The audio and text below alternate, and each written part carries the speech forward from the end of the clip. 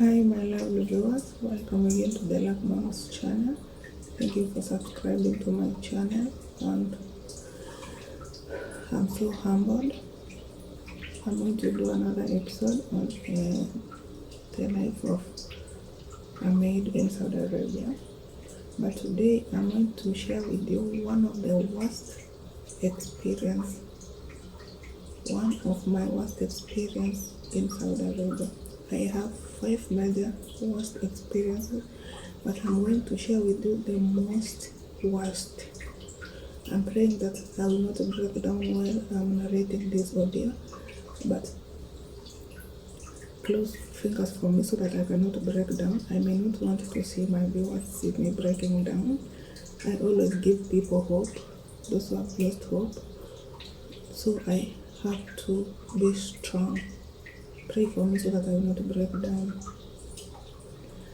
As you can see from that photo you are seeing there, I'm going to show you. I was admitted in the hospital for only 2 hours. Yeah, I have never shared this photo on social media. I just kept it so that I can be able to tell my story while I'm alive. I had worked for 1 year, 6 months. You know, for me, I work in a palace. I work in a palace, a family of 10 people, 16 rooms. I do housekeeping, that is, I clean the house. I clean the carpets in the house. I do washing. You can see the other video, I'm going to link it here. You see that the amount of clothes that I wash. The least clothes I can wash per day is 60. The least up to 100, and I have to iron those clothes same day.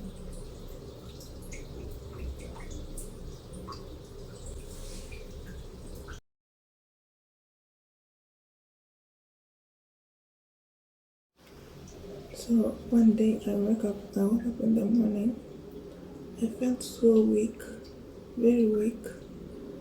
But you know, my boss wakes up at 12 noon. So even if I woke up sick, I had to do the work I do every day until she wakes up. Then I tell her I'm feeling unwell. So I did my work. I finished putting the clothes on the hang line. I cleaned the house. I prepared the chicken for lunch. And then she woke up at 12. Then I told her, Madam, I'm feeling unwell. Please, you can take me to the hospital. You can't imagine how she responded. She told me, that is none of my business. You are here to work and not to get sick. You don't want to work. That is the person you have worked for 1 year, 6 months. So I was shocked that why is she responding to me like this? And for the last, that is 18 months, I've never complained been sick. If I'm sick, I just work and take Panadol. But this one for today is too much. So she told me, cut the salad. I was shaking. I was weak and shaking. She saw it, but she just assumed. I later realized that this was a narcissist. She didn't have that empathy. I started cutting salad, but I was weak still, and I said no. Something came to my mind that I need to go to the room and call the office back in Kenya so that I can explain to them what I'm going through.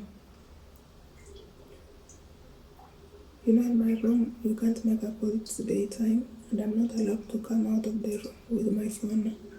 So I decided to go to my room, put my phone in a polythene paper and put it in a socks, and then I put it in my pocket. So I decided to go to the bathroom so that I can make a call from there. Remember, I can't call the police because this is a king's house. You can't report the king to police. That sounds funny. it's not ideal. So how can you report a government officer to the police and you are a slave in that country? So I said, you know what, I'll go to the bathroom and make a call to Kenya.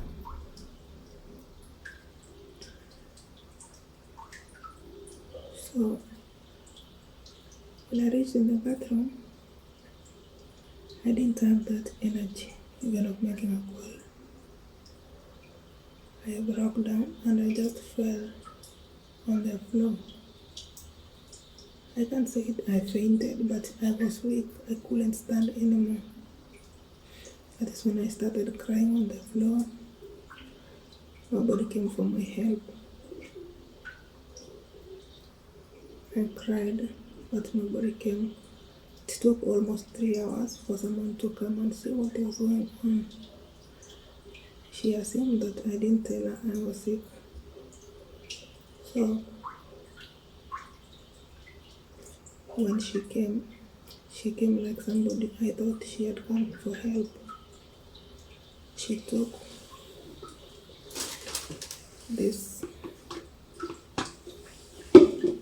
bucket and took water from the tap and poured onto me.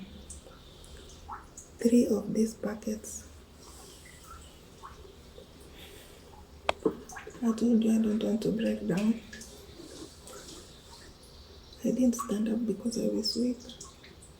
She poured water on me and went away. I spent the night. It was 12 o'clock. From 12 o'clock to the following day, I was on the floor. No help. Remember, I'm with my phone. So I called the office and I called the office. I sent the audio. I explained them everything that was happening to me. That is when they called the office in Saudi Arabia and they called my boss. That is when they decided to take me to the hospital. I was admitted.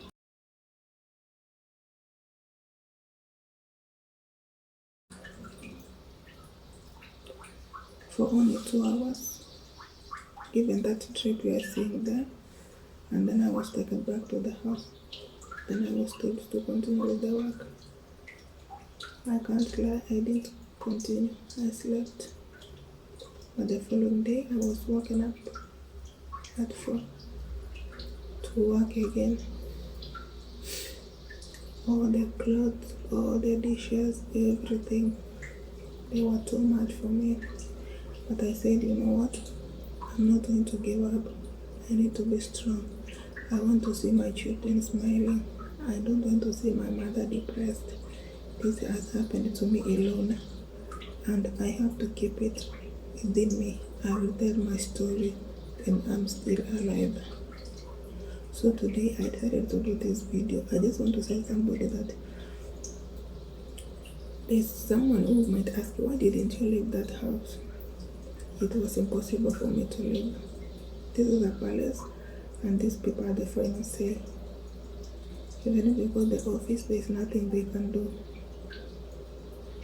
They told me if I want to leave the house, I have to pay 500,000 Kenyan money. And they bought me for 500,000. So I decided to change my attitude and said, you know what, I will work. I will not stop working, I will work. And as I'm speaking right now, I have 1 week to go back to my country.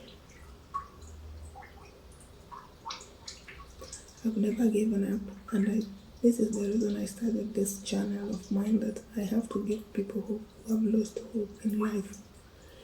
Never lose hope in life. No situation is permanent.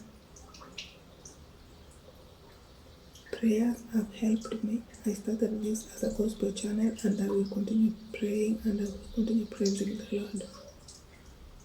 So never be discouraged. This was one of my worst experience.